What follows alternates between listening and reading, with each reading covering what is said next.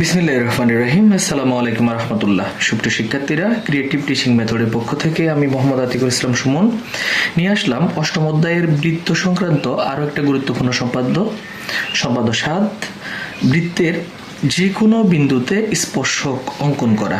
তো আমাদেরকে এখানে একটা বৃত্ত দেওয়া থাকবে, যেহেতু বৃত্তের বলেছে আমরা অ্যাট ফার্স্ট একটা কি নিয়ে নেব, বৃত্ত নিয়ে নেব, অর্থাৎ যে কোনো ব্যাসার্ধে আমরা বৃত্ত নেব, যে কোনো ব্যাসার্ধে। আর পরীক্ষার হলে যদি মেজারমেন্ট দিয়ে দেয় যে এই মাপে নেন, এই ব্যাসার্ধে নেন, তাহলে আমরা অবশ্যই সে মেজারমেন্ট কি করব, ফলো করব। তো এই ক্ষেত্রে আমাদেরকে মাথায় রাখতে হবে স্পর্শক সর্বদা বৃত্তের পরিধির মধ্যে হয়। তো পরিধির মধ্যে অগণিত আমরা যে কোনো অগণিত বিন্দু আছে, যে কোনো বিন্দুতে আমরা স্পর্শক অঙ্কন করতে পারবো।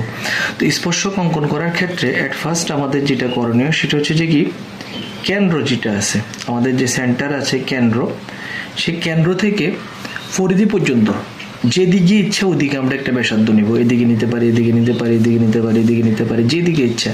তো আমরা কি করব, আমরা ব্যাসার্ধটা পাশে নিই, আনুমানিক ব্যাসার্ধটা যেদিকে ইচ্ছে এদিকে টেনে দিব, যেদিকে। তো আমরা পাশেই নিলাম, এখানে বসালাম, বসে আমরা এদিক থেকে টেনে দিব।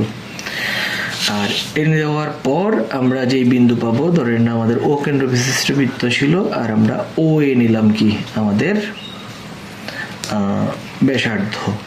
এখন এই বিন্দুতে আমরা 90 ডিগ্রি কোণ এঁকে দিলে, অর্থাৎ লম্ব এঁকে দিলেই আমরা আমাদের স্পর্শক পেয়ে যাব। লম্ব আকার নিয়ম আমরা জানি, একটা বৃত্তচাপ, আবার সেম আরও একটা, আবার একই মাপে উপরের দিকে একটা, এখানে একটা, ঠিক সর্বশেষ কাজ যেটা এই মাপে আরেকটা।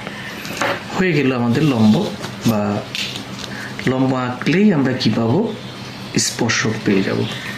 তো এটা আমরা যে কোনো বিন্দুতে আঁকতে পারি, পাশে উপরে নিচে, ব্যাসার্ধ যেদিকে নিব স্পর্শকটা সেদিকেই হবে।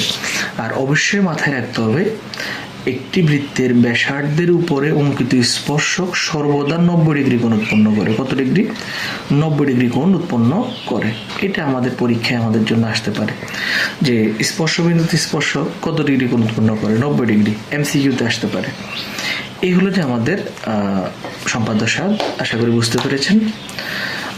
পরবর্তী ক্লাসে আমরা অবশ্যই পরবর্তী সম্পাদ্য নিয়ে হাজির হব। ততক্ষণ পর্যন্ত ভালো থাকবেন। আল্লাহ হাফেজ। আসসালামু আলাইকুম রহমতুল্লাহ।